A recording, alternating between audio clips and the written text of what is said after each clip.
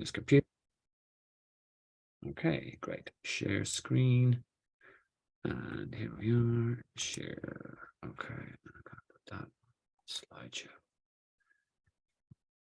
Current slide. Okay. Alrighty. Okay. And I saw Sean dialing in there. Sean, how are you? How did the Rahini 5 go for you? I didn't hear from Anto. Happy enough? Yeah, no, very much so. Yeah, very happy. Tough enough, very busy at the start of it, but with people. But yeah, happy enough how it went. So feeling it today. Just finished a class, is yoga class, so I'm all good. Cool. Yeah, so this is actually a perfect way of segue, isn't the Rahini 5 is one of the kind of most of the one-to-one guys are based in Dublin or around Ireland. I'm based in Ireland.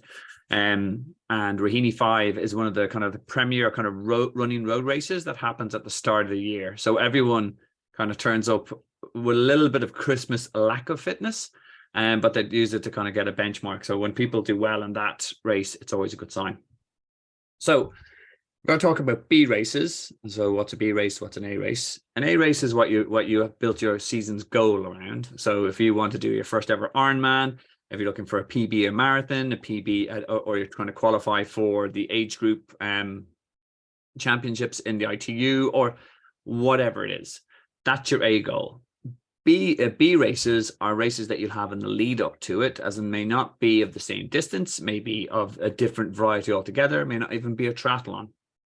But should you add them in? Are they a good idea? How do you bake them in? And any considerations? So we're going to talk about that. We're also going to have, if you're on one of my plans, how would you change that? If you're not, if you're on a different plan, how would that work? And Q&A. Okay. So B races. What does Coach Steve think about this?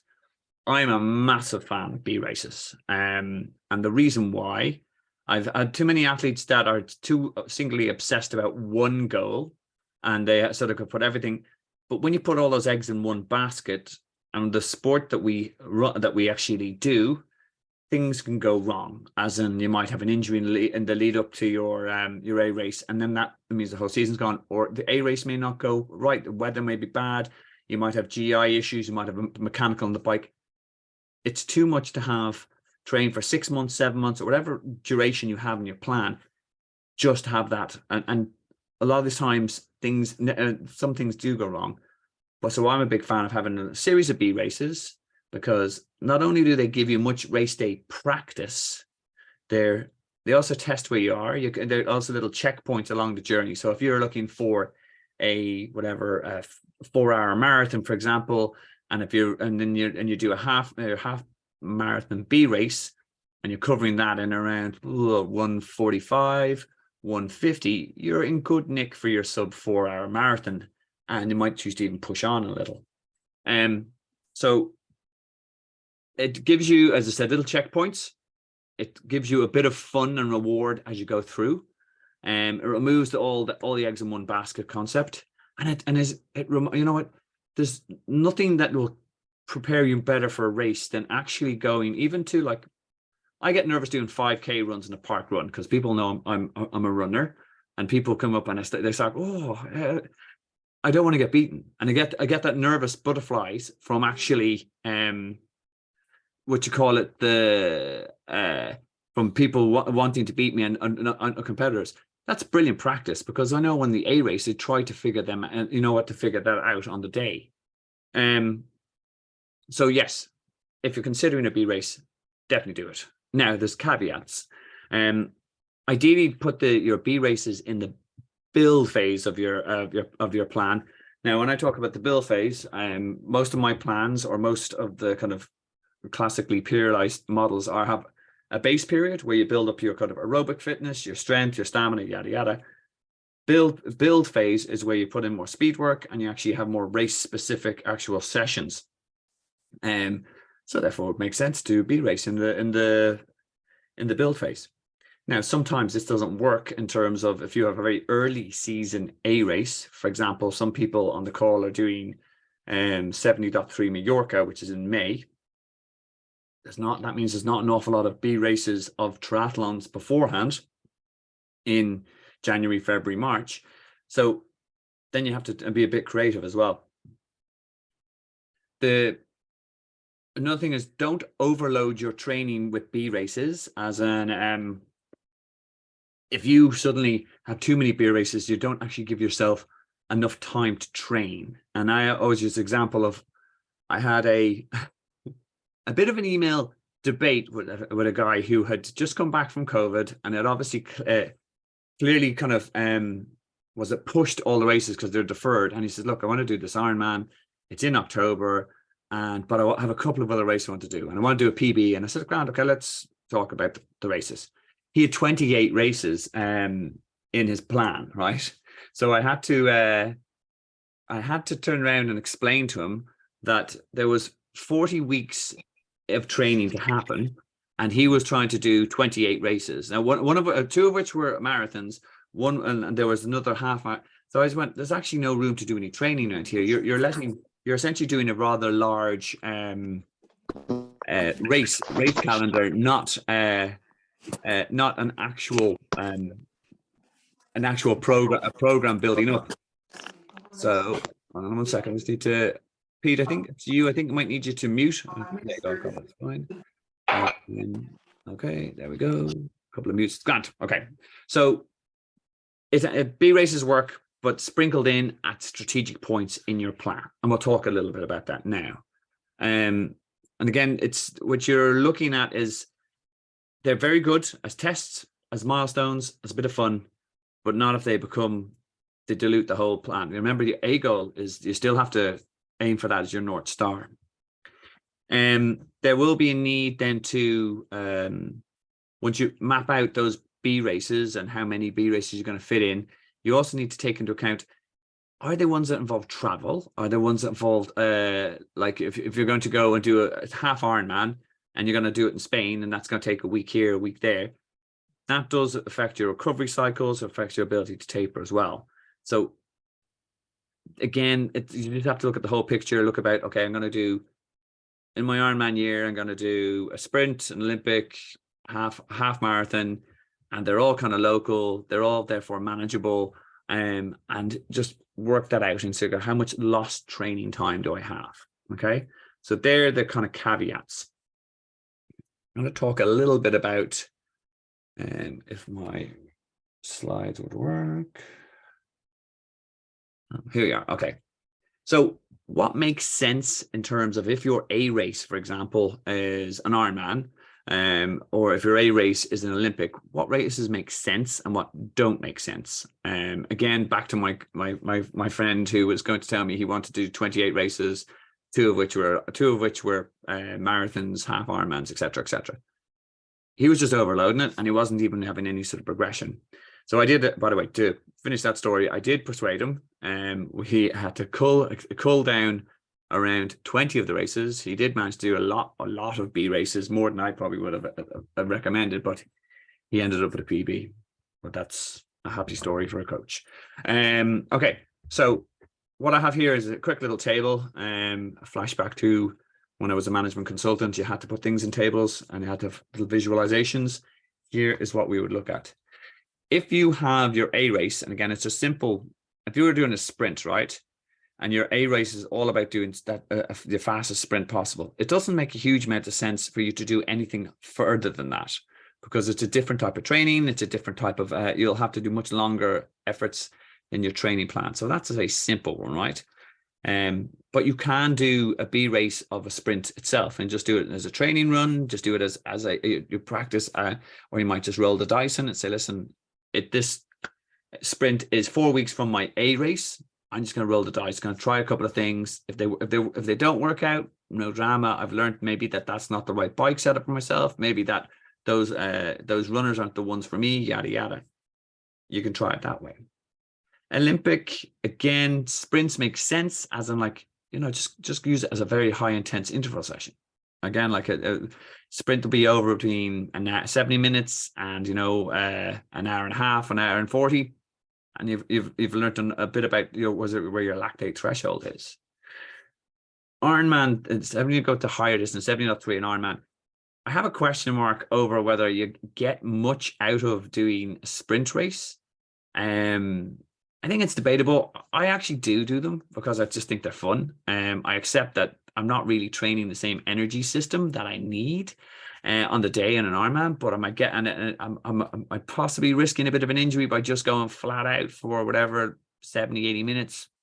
Yeah, possibly, but at the same time, as I said, you can put them in, maybe, but again, it's a trade-off.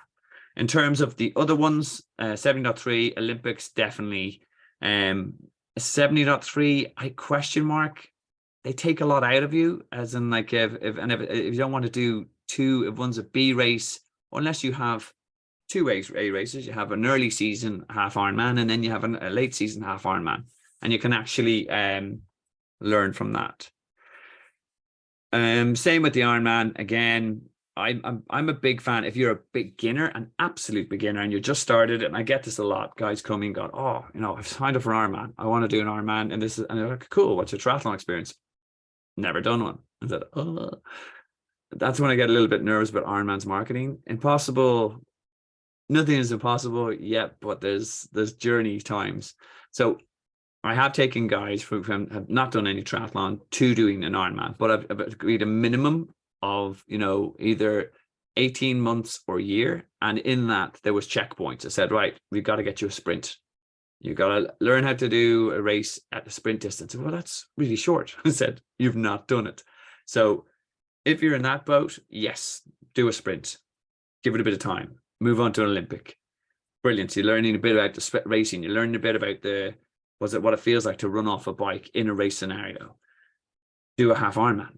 Brilliant. You're learning how to fuel in your races, and then you realize, actually, if I don't fuel on the bike in a half Ironman distance, wheels come off it literally for the run. And then I think that's a perfect regression if you're a complete noob. If you're a more experienced one and you're looking for a specific time in an Ironman, is a sprint much used to? Probably not. Again, from a pure running point of view, if you're doing 10Ks, yes, 5Ks will work for you. Question mark over doing a specific 10Ks a B race. You wouldn't be doing a half or a full. And again, with the half Ironman, the half marathon, yes, 5Ks and 8K and like 8K runs, I think are brilliant. As I said, they toughen you up. They're essentially like just a speed work, which you will need for this sort of distance. 10K is the same. Question mark, well, no, over to doing a half, etc. And marathon, yes, do all of them in the build up. There was a question last time I had this discussion, what other races would you sprinkle in? As I said, for someone doing 70.3 Mallorca, you don't have a huge amount of options for triathlons. What I do find are very useful, if you find that you have sportifs, as in, like I said, like if there's an 80 to 120K bike run that's organized, I think they're brilliant for slotting in if you're training for long distance, because essentially it's a big group ride. It's covering your long distance miles, and there's food en route. Great. Other things that you can do, again, if you feel that you are always nervous about your swimming, aquathons, aqua bikes are great because you can actually do them without having the impact on the legs, and they give you that open water swimming experience. Again, they're fun, they're short, compact, and you can get them over quickly enough, and you can fit them in without having to interrupt much of the rest of the training plan. Right. Okay. So how should you add B races? Obviously, as I said, if you're buying a plan or you're working off a plan that has an A race, that's mainly geared towards that. It will be primarily geared to getting you ready for that Ironman, half Ironman, Olympic distance sprint, or whatever it is. But if you are going to sprinkle in sprint distance, what you need to worry about then is tapering accordingly and then recovering depending on the duration of the race. Now, we're going to talk a little bit about the kind of from a triathlon point of view. And again, we're going to make the assumption that the person is doing, let's say, is doing an Ironman, and how they would actually sort of sprinkle these races in and then allow themselves to recover afterwards. The sprint distance, like these are short, sharp little events. As I said, you're talking between 70 minutes to an hour 40, depending on the course type, on your ability. So if for me, I limit the taper. I said, look, don't play around with the plan too much. If you like, just actually take in a light taper beforehand, but also have a short equipment test. There's actually more important to actually do an equipment test rather than an actual full taper on this. In terms of recovery afterwards, even though they're short and sharp, you'll feel your legs are under a bit of pressure, as you will be pushing hard on the run. Exactly the way that Sean's feeling after he did that 8K 5 mile race yesterday. His legs are sore. So a rest day, full rest day the day after, and just an easy 1 to 2 days. And that in an easy 1 to 2 days are either kind of recovery swims, recovery runs, or just or short turbo sessions without any real intensity. Essentially, what you're doing is allowing the body to break down the lactate and get the muscle and remove the DOMS, or the delayed onset muscle soreness, which you get from intense exercise. 1 second, someone's popped something to the chat. I just want to check there. Okay, that's fine. Olympic distance. If you are, again, actually, what's it call it? If you are trying to insert an Olympic B race into the plan, again, now Olympic distance, we can't underestimate. You're talking about between 2 hours 15 to like 3 hours plus of exercise. So it will take a bit out of you. So you do need to taper accordingly.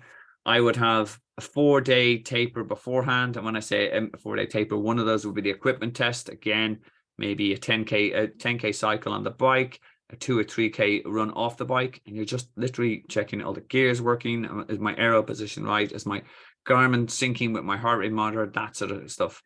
I would also then put in possibly an open water swim session. Again, just a chance to test out the wetsuit.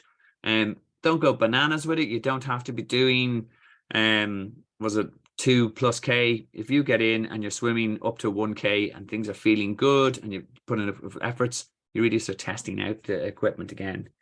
And again, just light stuff. Possibly some short bursts and runs just to make sure that the legs are firing right. Recovery wise, again, full rest day, especially again, this you will have you've mashed up your legs a little bit. And again, I'd have an easy 3 days. So for example, for me, I would have a rest day completely. I would do a recovery swim, and maybe that's around between 1400 meters to 2K. Then I would have a nice sort of easy hour session on the bike, again, flushing out the legs, and then possibly a 6 to 8K recovery run. And then you can slot back into the plan, whatever it was beforehand. 70.3 distance. Now, again, this is for our imaginary athlete who is doing his Ironman. These are big events in themselves, so you do need to take the taper and the recovery very seriously. I would have literally what I would in my normal plans are a recovery week, so that you'd have just a recovery swim, recovery run, and just a short equipment test again. As I said, you're not going to sharpen the tools in the shed anymore, but you are looking to make sure that your wheels are working, your gears are working, your power meter synced, it's charged, yada yada. All the sort of stuff that you do not want to find out on race day is an issue. I would also have a full day's rest before the half Ironman, with possibly just a 20-30 minute leg stretch, just to make sure that nothing's kind of getting tightening up, and do some yoga beforehand. In terms of recovery, now again, half Ironman, you're talking, these are between 5 hours to 8 hours worth of exercise. So you're going to be very glycogen depleted. You're also going to be very sore. You'll have micro tears in your muscles. You need to kind of help the body get better for this. I would have, again, 2 days you're doing nothing aside from just stretching, yoga, light walking. Just get the muscles moving again. After a half marathon, it's going to be sore. And then a full recovery week, as I said, we have limited running, as in possibly just 2 recovery swim sessions, a light session on the bike, maybe a coffee spin, 60 to 90 minutes. And then the week after, you start putting in some sort of slow runs, 6K recovery runs. And when I say recovery, that's in sort of zone 1, zone 2. It's really low intensity. You're just moving the feet around to make sure that the muscles are actually, we're back on talking terms.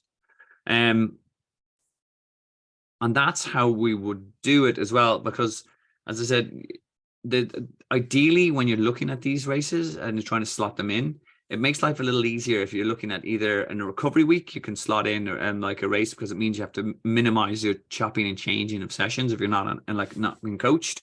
But if you are being coached, your coach will do this for you. The other elements there, but again, if you're doing a 70.3, you will have to juggle around the plan. And it's okay to sacrifice some of the long bikes and the long runs for the benefits that we discussed that you will get from actually doing a B race. You'll get the race experience. You can practice your nutrition. You practice pacing. So those are the benefits. Okay, all right. I have now warbled on a little bit. So what time are we on now? Okay. I am going to, oops, that's the next session. I'm now going to stop the recording, guys, and we're going to have a bit of Q&A about this session, about anything that's come up here. I'm also going to have a Q&A on anything else. So this is us signing off for the people who are getting the recordings via the mail list afterwards. I hope you enjoyed the session. If you do have questions, you can drop them to myself or Mark at info@smartenduranceSolutions.com. Oh, sorry, no, do the priority one. I'm getting a lot of new stuff. So pbhitsquad@smartenduranceSolutions.com. Okay, I'm going to stop sharing, and then I can stop the recording.